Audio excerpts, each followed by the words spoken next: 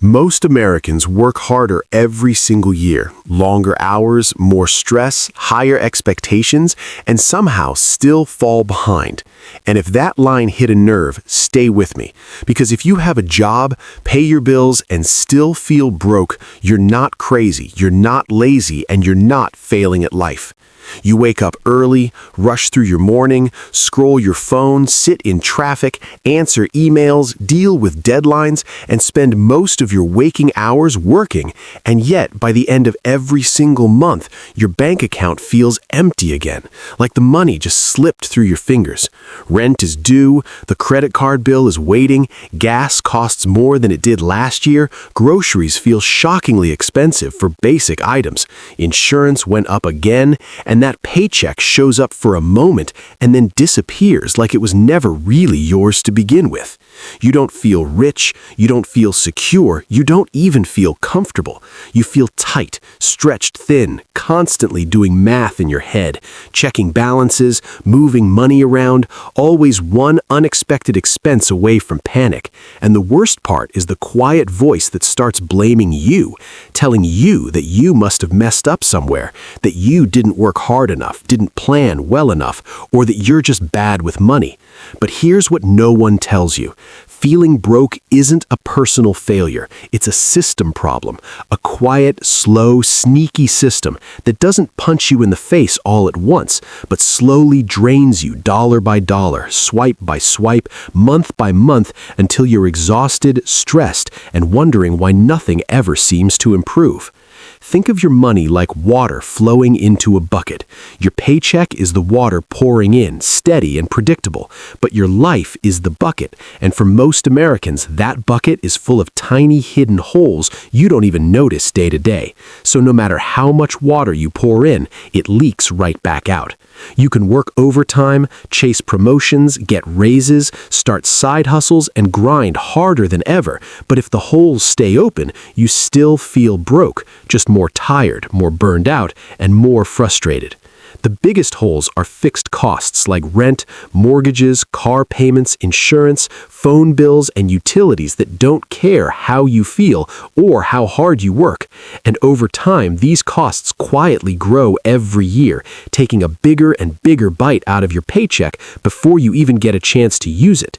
Paychecks moved up slowly, if at all, but living costs sprinted ahead. So now half your money is gone the moment it arrives, already promised to someone else. Then come the sneakiest holes, the small daily spending that feels harmless in the moment, like coffee on the way to work, fast food after a long day, Amazon orders that promise convenience, delivery fees, app purchases, and subscriptions you forgot you even signed up for. $5 here, $15 there doesn't feel dangerous because the trick isn't the price, it's the frequency.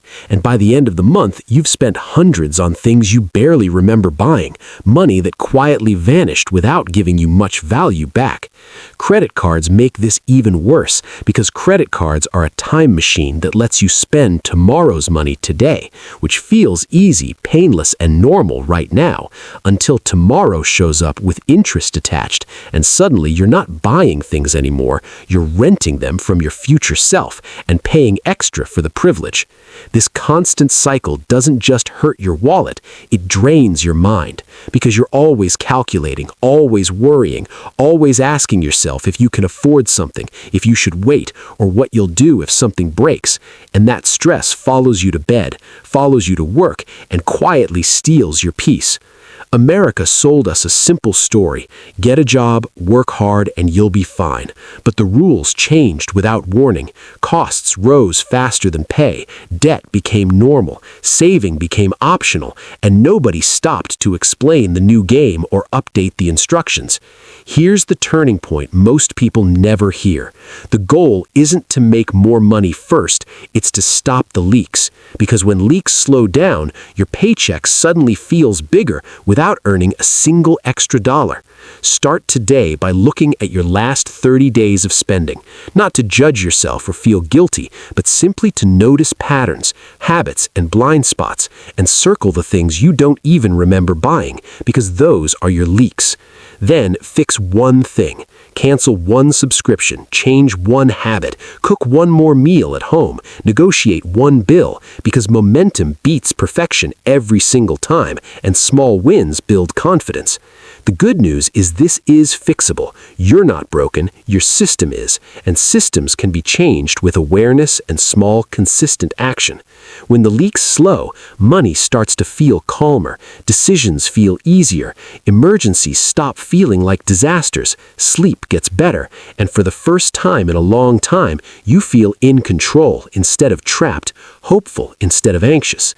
If you feel broke even with a job, it's not because you failed. It's because nobody taught you how the money game really works, and now you know. And if this helped you breathe a little easier, stick around, because we talk about money without shame, without jargon, without judgment, just real life, real pressure, and real solutions. And you're not alone in this.